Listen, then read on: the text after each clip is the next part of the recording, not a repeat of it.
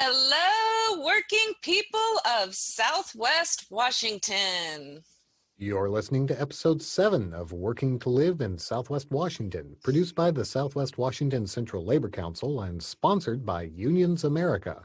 But we'll talk about that a little bit later. We're also a proud member of the Labor Radio Podcast Network.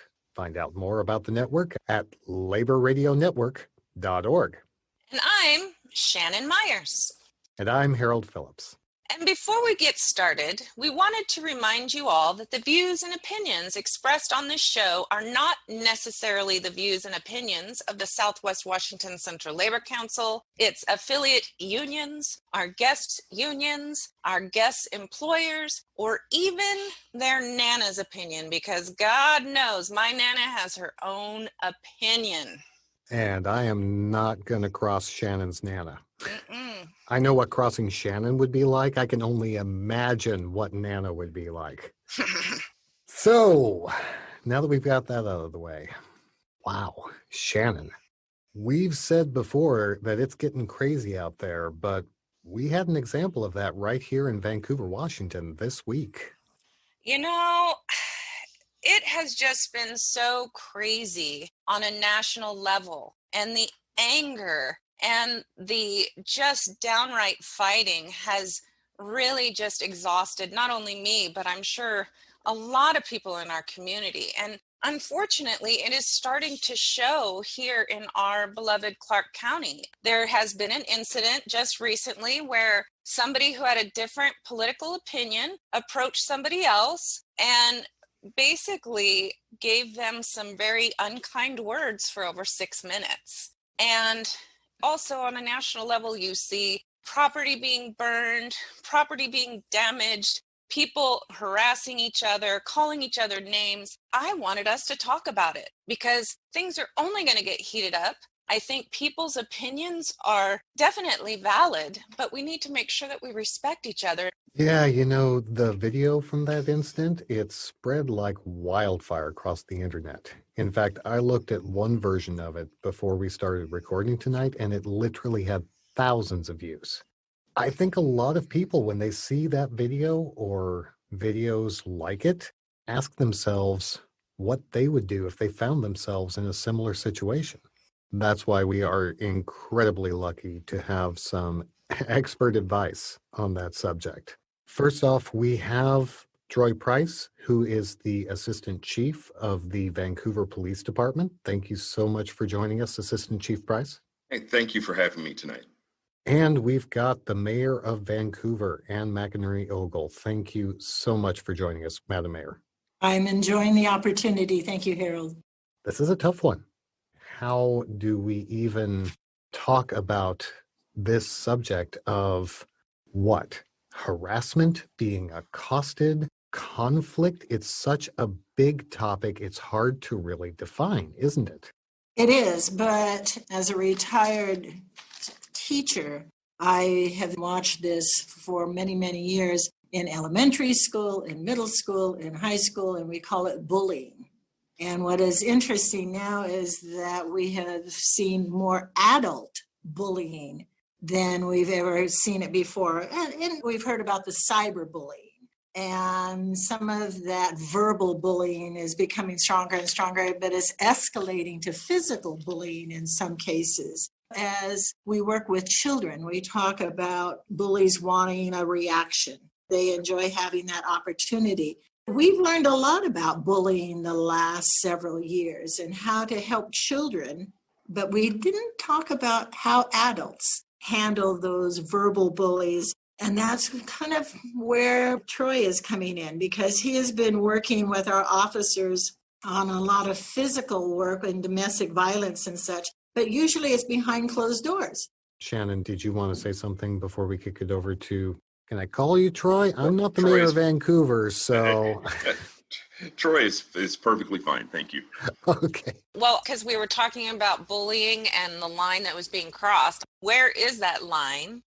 If you can explain what that line is, and if you feel uncomfortable, what should you do? Our mayor has provided the perfect example by using that bullying term, because that's essentially what we have most of the time. It's something we haven't dealt with a lot through the years.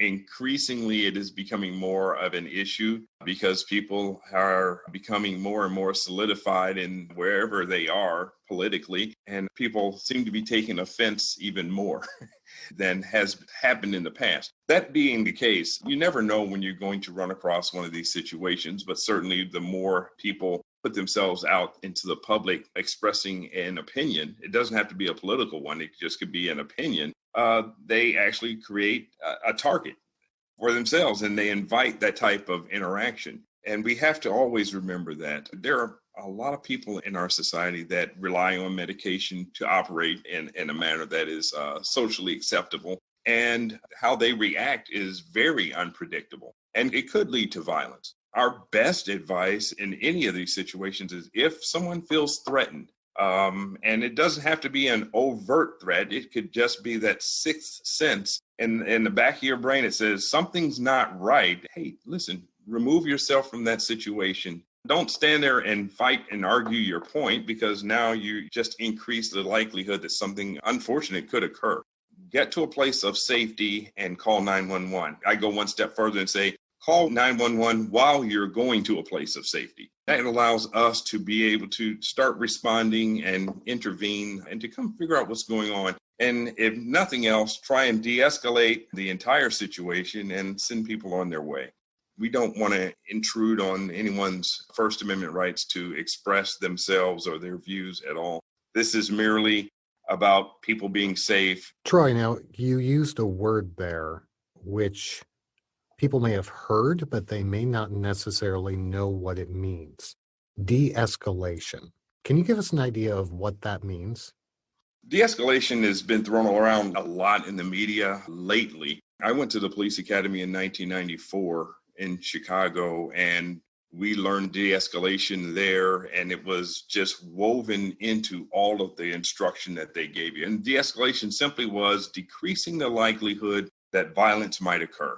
So that's trying to dial people down. Sometimes people get upset and they are beyond the point where they are able to control themselves, control the things they say, control the things they do. So what we try to do is to bring them back to that place where they're able to make calm, rational decisions and decrease the likelihood that someone gets hurt or someone has force used against them. People do it every day. Every parent that has 2 children has done it because there's de-escalation in the home all the time. Troy mentioned that we are going into an election, which is going to ratchet the tensions up. I think it's important to realize that we're going into something that might be even more tense. Thanksgiving. Now, I know a lot of people who have stayed away from their family's Thanksgiving table because they have that relative or 2 or 3 relatives, and they can't seem to figure out how to get along with them. Can you give us some thoughts on how you deal with those people in our little small community? Because how we deal with those people kind of reflects on how we deal with people in the broader community, right? Right, Harold. But fortunately, everyone has an excuse. With the COVID pandemic, we're asking people not to go to Thanksgiving dinner and share germs and everything else. So have your Thanksgiving dinner at home and stay away from all of that. avoid all of that. Burn, Harold, burn. Troy brings up wonderful points. And it's the same thing. It's those interpersonal relationships that you learn way back in kindergarten. How do you deal with difficult situations? You're trying to keep everything calm. If it's not calm, then remove yourself. When there's that feeling of being threatened at any point, you know what? You can say, I think we're done here. But there's the second piece to that. And depending on where you are and how threatening that was, as soon as you find safety, whether it's back in your car or your home or whatever, start writing down and documenting what happened. That kind of helps remove some of the stress because, quite frankly, you may be anxious You may have trouble sleeping. You may have that constant recall and trying to figure it out in your mind. What should I have said to Aunt Sarah? What should I have said to that man as he was pulling my sign down or whatever? You may have difficulties concentrating, but it's important to deal with it and heal from it. And so if you have someone, a spouse, a partner, a friend, even if this happens to you at work, and you need to go to HR and talk to someone about it. You need to document it, calm yourself down, get it down in writing, and work through it, talking through it so that you have the confidence that you can handle it. And let me add one more thing. These are tough times, and politics probably won't stop just on November 3rd and 4th and 5th. This is probably going to continue for a while. So people need to figure out if it's going to be a difficult situation, maybe not go into it by yourself or not go into it at all. Cyberbullying is going to continue on Facebook. Maybe you don't need to do Facebook anymore. Maybe you don't need to do Twitter anymore. Maybe you need to take a break from it and find a hobby and clean out your drawers and do something different at home instead of sitting there and watching Facebook. These are difficult times, but we can handle it. All of those strategies that you were taught in school, now you need to use them as adults.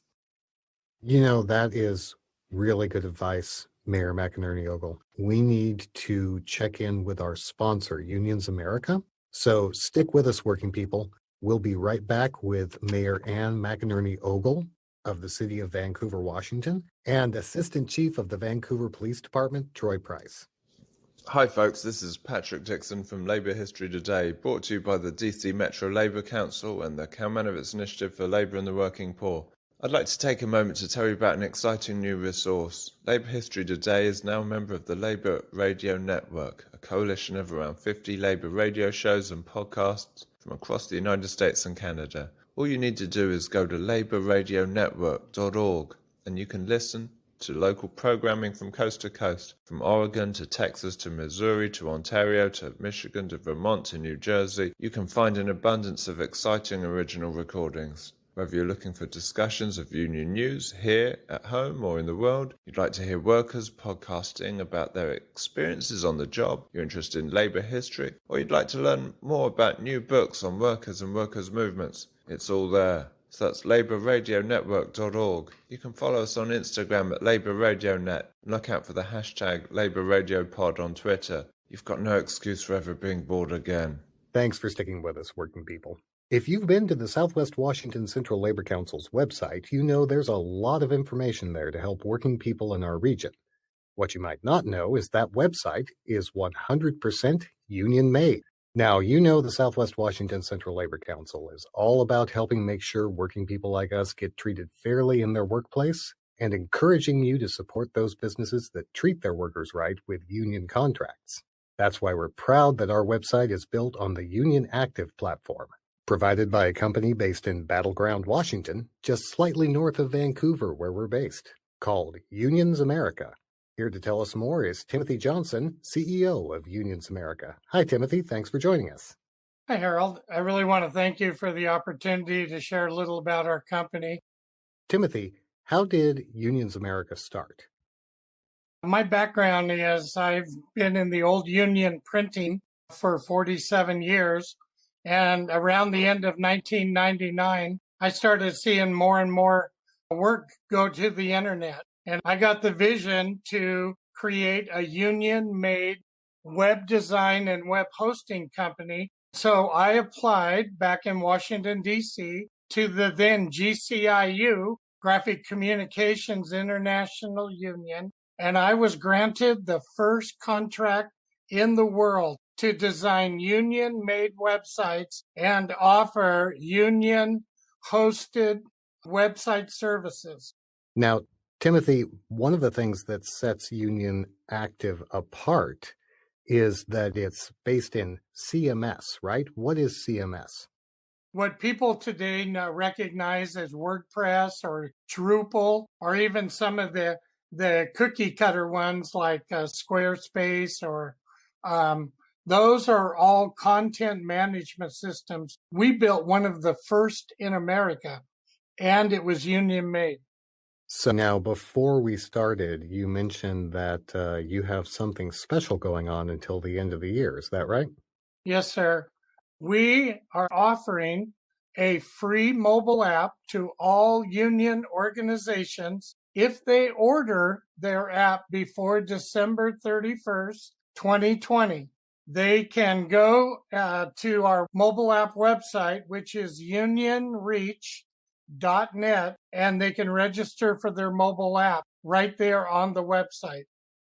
A free mobile app if they register by December 31st. How long is that free for?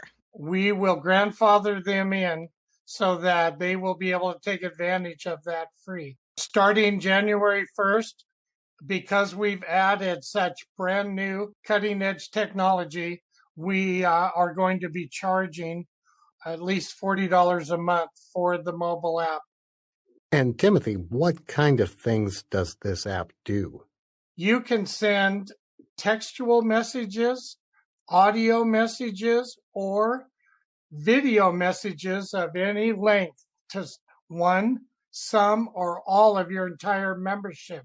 One of the amazing things is that it has an instant pay capability to do online dues, to accept donations, or do financial transactions of any kind. And it also has the first in America certified push notifications, which means if you send out an updated sexual harassment policy, you can put a read receipt requirement on that push notification. So each member has to check a box to acknowledge that they have read this important notification from their union. That is great, Timothy.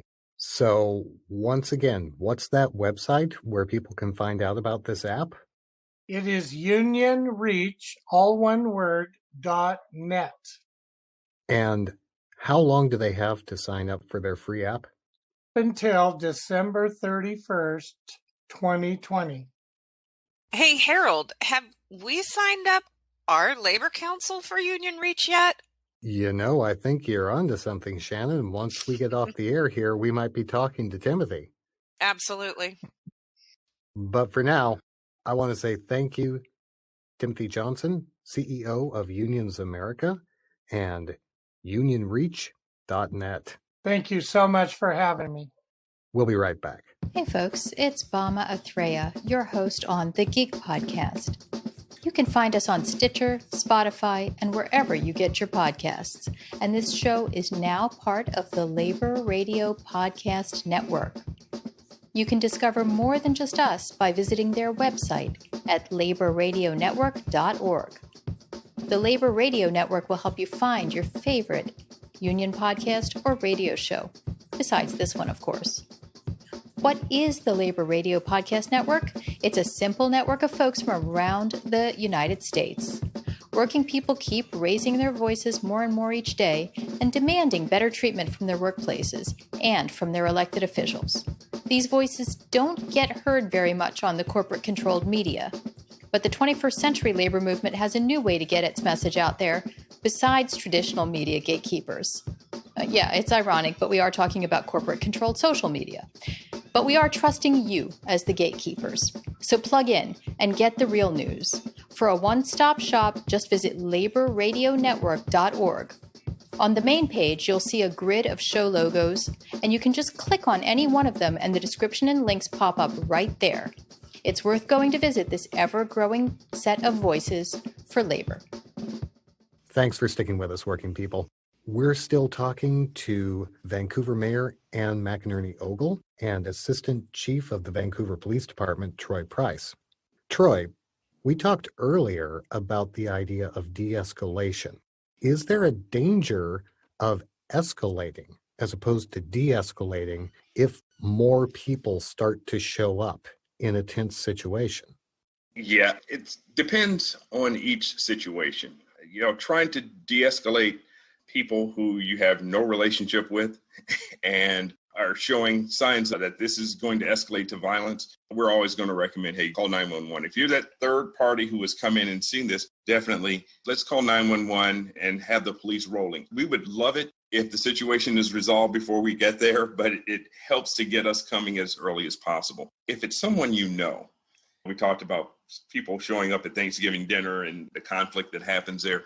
Intervene early. Let's help them extract themselves from that situation, because sometimes in the heat of battle, we're not getting that 360 view. And so if we can come and go, hey, listen, I think I can de-escalate this by pulling this person away. Let's do that and take every advantage of that night. Sometimes alcohol and such make things worse. And so a little prevention might help tremendously. If you know that that sets people up to getting into difficult conversation, maybe you can prevent that from happening before it gets too far. Self-control is very difficult, but the last thing I want at a Thanksgiving dinner is to leave with bad feelings and such, but sometimes it happens. If you realize that you have been triggered by something, that's the time to stop focusing on that and focus on something else. I personally go to my happy place, which is by a campfire. That's me. But people should find that thing that calms them down and rationally work through this and understand that the person that you're upset with is not the locus of your anger. Your anger is probably on an ideology that person embraces. So begin to understand that, begin to rationalize it, and understand that at the end of the day, no matter how much you preach to this person, they are not likely to come around to your way of thinking. They're not going to walk away from that and go, you know what, I'm not going to vote for my candidate. I'm going to vote for his candidate or whatever. That just doesn't work, especially when it's done in a manner that's angry. Like they say, honey's going to draw more flies than vinegar. That's just the way life is. I tell people, if you're getting angry, whatever is the trigger for that, avoid it and go do something else. Find your happy place.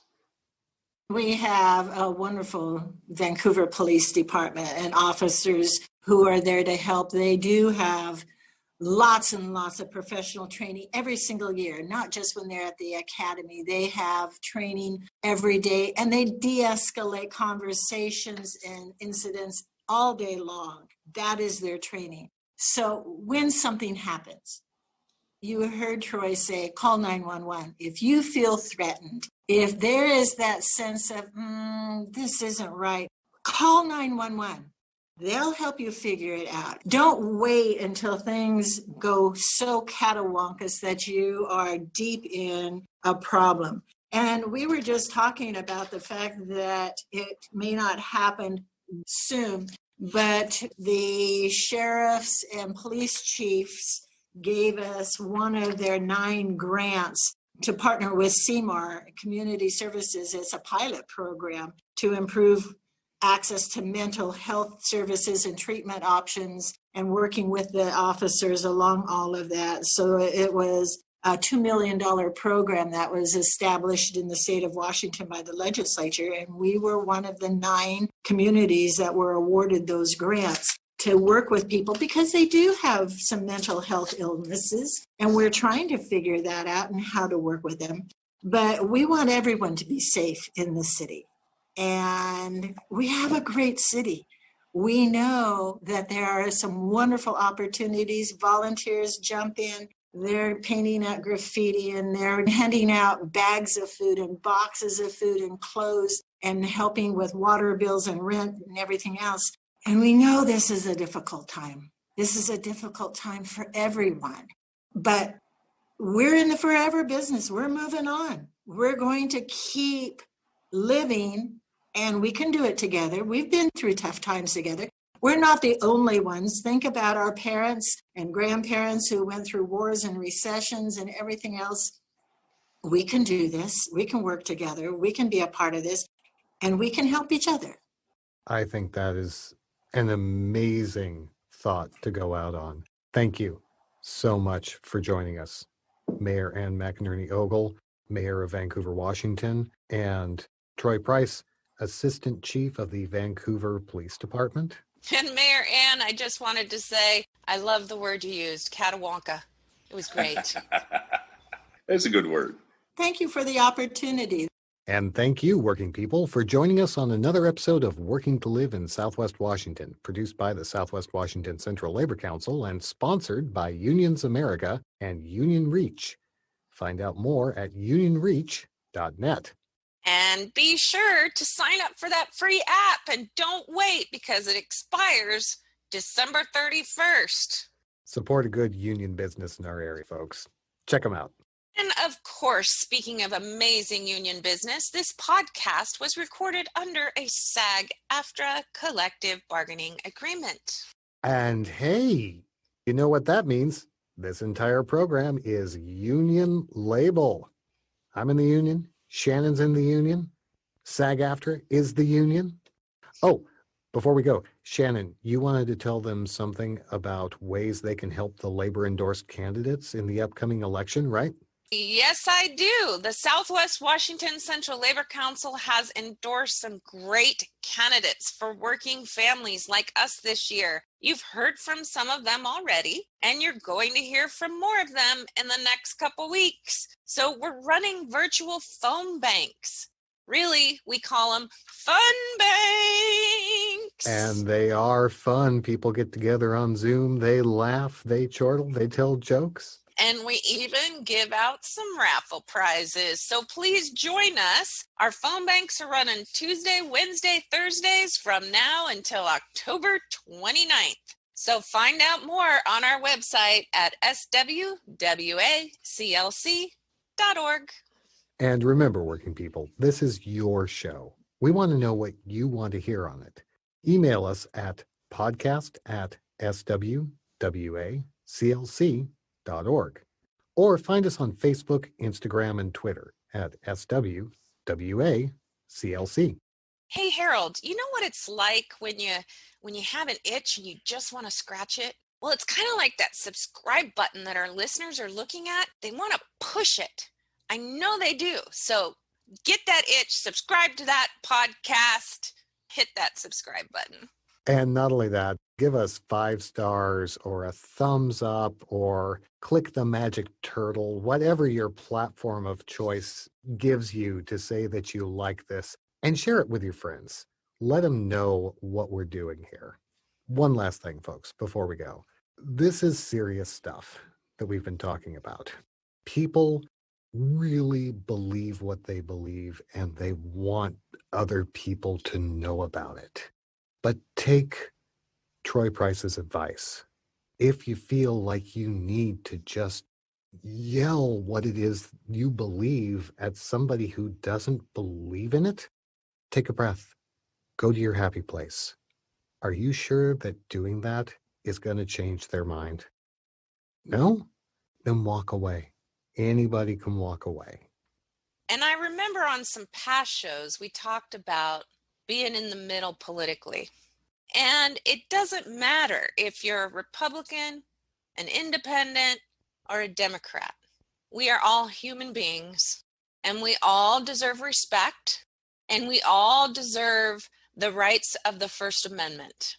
So if we put those things together, the rights of free speech and treating each other with respect, maybe we can have civil conversations about things that we may not agree on, instead of yelling at each other and destroying property and acting like children. And you may just save Thanksgiving. For all of us. We'll see you next week, folks. Bye.